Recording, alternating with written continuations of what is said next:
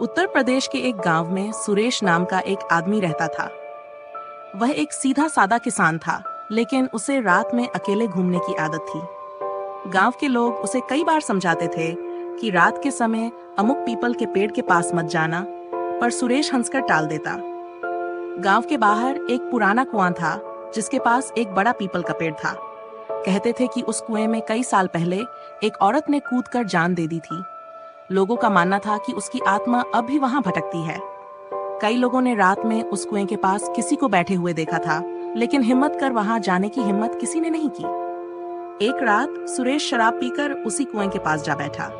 ठंडी हवा चल रही थी और पत्तों की सरसराहट एक अजीब सी भयावह ध्वनि पैदा कर रही थी।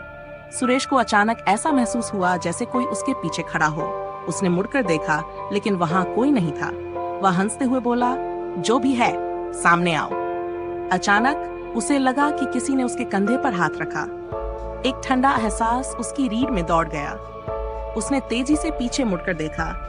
वहां एक लंबी सफेद साड़ी पहने औरत खड़ी थी। उसका चेहरा धुंधला था, लेकिन उसकी आंखें गहरी काली थीं। सुरेश घबराकर पीछे हटा, पर जैसे ही वह उठा, उसके पैरों में अजीब सी जकड़न महसूस हुई। अगली सुबह गांव वालों को सुरेश कुएं के पास बेहोश पड़ा मिला।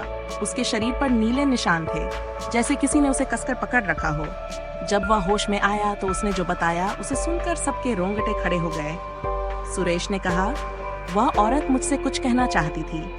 वह बार बार बोल रही थी, मुझे बचाओ, लेकिन उसकी आवाज किसी अजीब ध्वनि में गुम हो रही थी।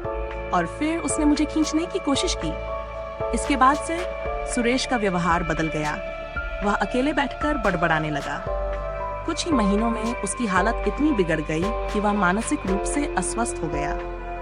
गांव वालों ने उसे तांत्रिक के पास ले जाने की कोशिश की, लेकिन कुछ ही दिनों में उसकी मौत हो गई। कहते हैं कि सुरेश के मरने के बाद भी कभी-कभी रात के समय लोग कुएं के पास एक परछाई को बैठे हुए देखते हैं। जो भी उस कुएं के पास जाता है, उसे कोई न कोई अजीब अनुभूति होती है। गांव के लोग आज भी वहां जाने से डरते हैं, और वह कुआं अब भी वैसा ही खड़ा है, मानो किसी की प्रतीक्षा कर रहा हो।